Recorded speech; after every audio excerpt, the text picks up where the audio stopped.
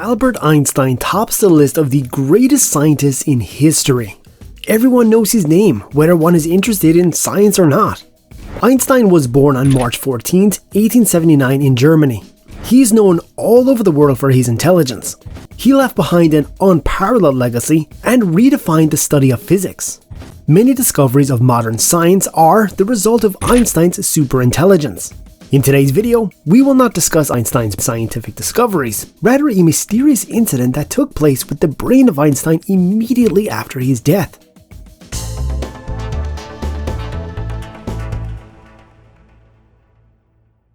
On the 18th of April 1955, Albert Einstein died at Princeton Hospital of a ruptured blood vessel near his heart. He was rushed to the hospital in time where doctors suggested immediate surgery to try and save his life. But Einstein refused to undergo any surgery, saying, "I don't want to prolong my life artificially. It's time to go, as I've already done my part." He died soon after. The news of his death spread across the world. The world was paying tribute to him in recognition of his scientific services. But in the hospital, something unusual was happening with the brain of the deceased Einstein. The scientific community has already theorized that the brain of Einstein might be physically different from a normal human brain. This is why a few hours after the death of Einstein, his brain was stolen by the opportunist pathologist Thomas Harvey, who did his autopsy.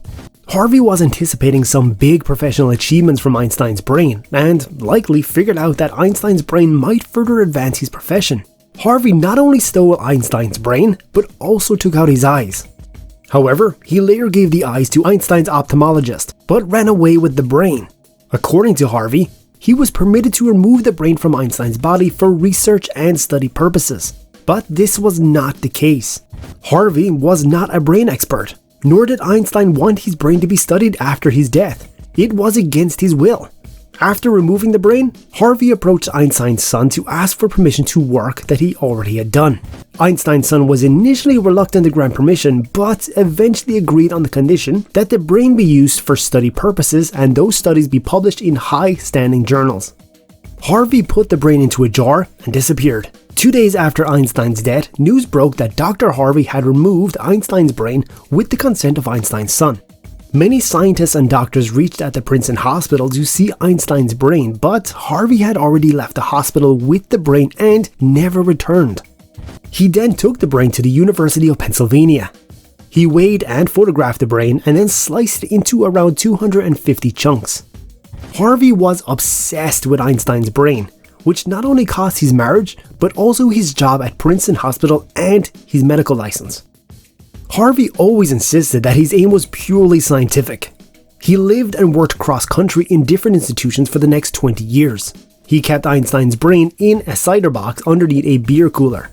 During this time, many scientists approached him for the brain, saying that they wanted to study it.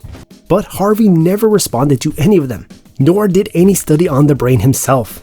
Finally, in 1978, a journalist, Stephen Levy, got a breakthrough. He claimed he had a discussion with Harvey over Einstein's brain, and Harvey admitted that he had Einstein's brain. Harvey also showed the journalist the jars in which he had preserved the brain. After word got out, he sent some of the chunks of Einstein's brain to different scientists, and the research studies on Einstein's brain appeared afterwards. The first study in this regard was published in 1985. Here another question arises: whether the Einstein's brain was really different from the normal brain. The first study revealed that it did indeed look physically different from a normal brain. Einstein's brain reportedly had more than average glial cells that kept the brain's neurons oxygenated. A subsequent study reported that the neurons in Einstein's brain were denser than that in a normal brain, possibly resulting in faster processing of information. Similarly, other studies of Harvey's photos claim that Einstein's unique brain might have made him a better visual thinker and plan maker than most. But many have criticized these studies and referred to them as neuromythology. However, putting aside the conclusions of these studies and their critics, Albert Einstein's greatest discoveries are the greatest testaments of his extraordinary mind. Thomas Harvey died in 2007, but before his death, he donated the remains of Einstein's brain to the Natural Museum of Health and Medicine, which are still on display today. What do you think of the mind-blowing intelligence of Albert Einstein? Let us know what you feel about this in the comment section below. And if you liked the video, please don't forget to hit the subscribe button and give this video a like. And make sure to hit the bell icon so you stay up to date with all of our new videos. We'll see you guys in the next one with even more interesting stuff.